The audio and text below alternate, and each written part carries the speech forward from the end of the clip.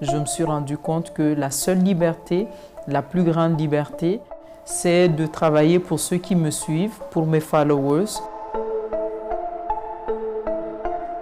Parce que le modèle média d'habitude, c'est la télé, la radio et le journal papier, pour ceux qui concernent en tout cas le Niger. Donc c'était un défi que de créer ce même modèle sur la page Facebook.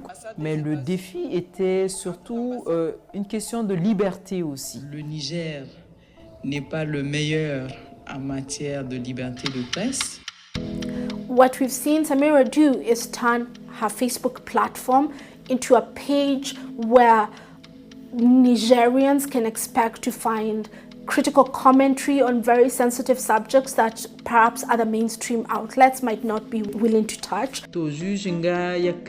Unfortunately, Samira is no stranger to being thrown behind bars in connection to her journalism.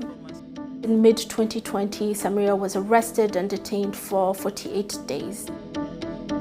En tant que témoin dans une affaire de corruption. Une fois devant le juge, le doyen des juges, il a décidé de me coffrer. Je lui ai fait valoir, en tout cas, le fait que je ne suis ni un danger pour la société. Je lui ai fait valoir que je suis en état de grossesse. Je lui ai fait valoir que je ne suis pas une récidiviste. Mais malgré tous ces cas, il a préféré quand même me mettre en détention, soi-disant, pour faire son enquête. She started publishing about the conditions under which women prisoners were living behind bars in the custody of the state. And this really is a reflection to the kind of journalist she is. She's ever a journalist under any circumstances. The July 2023 coup had a negative impact on press freedom in Niger, and Samira Sabu is one of the journalists who's personally felt that impact.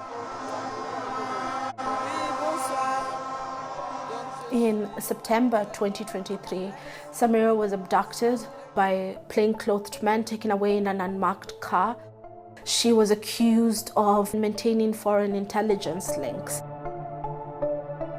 So as we talk about Samira's ongoing journalism on her Facebook platform to over 300,000 followers, we must remember that she is doing this while some of these cases continue to hang over her head. Souvent, on m'a dit que justement, le type de journalisme que je veux faire n'est pas applicable au Niger. Mais bon, je me dis que je le fais aussi pour les gens. Je ne sais pas s'il y a de la gloire aussi dans l'exercice de la carrière du journalisme. Peut-être le temps de s'organiser.